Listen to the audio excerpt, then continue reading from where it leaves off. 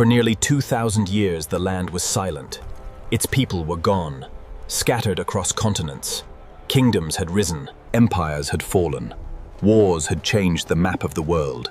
And yet, one ancient promise refused to die. Thousands of years ago, biblical prophets made a prediction so impossible that most people believed it could never happen.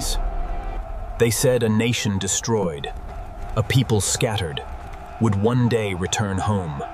Not gradually, not over centuries, but in a way the world would never forget. For generations, those words seemed impossible. How could a nation that no longer existed ever return? How could a people scattered across the earth become one again? History offered no examples.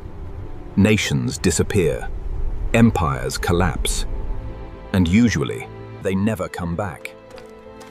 Then came the year 1948. The world was still recovering from the devastation of World War II. The future seemed uncertain.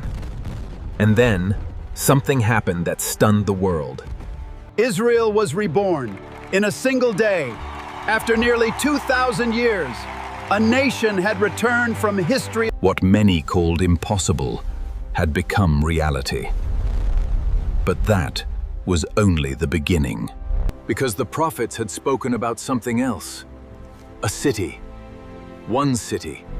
Jerusalem. They said it would become the focus of nations. A city watched by the world. A city surrounded by conflict. A city that would never leave the headlines. At the time, those words sounded strange. Why would one small city matter so much? Yet today, presidents speak about it. Nations argue over it. Wars are fought around it.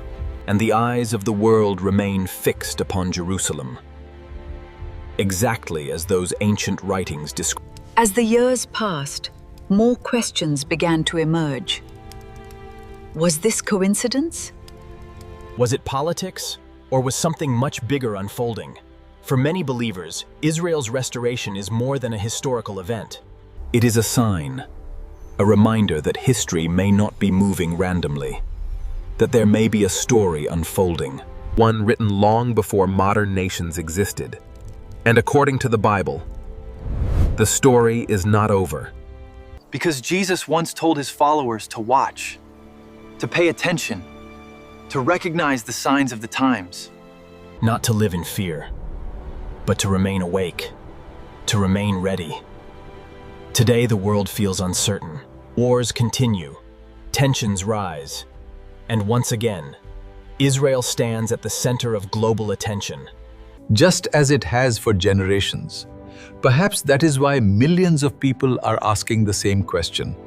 Was the rebirth of Israel one of the greatest fulfilled prophecies in history? Or is it only the beginning of a much larger story?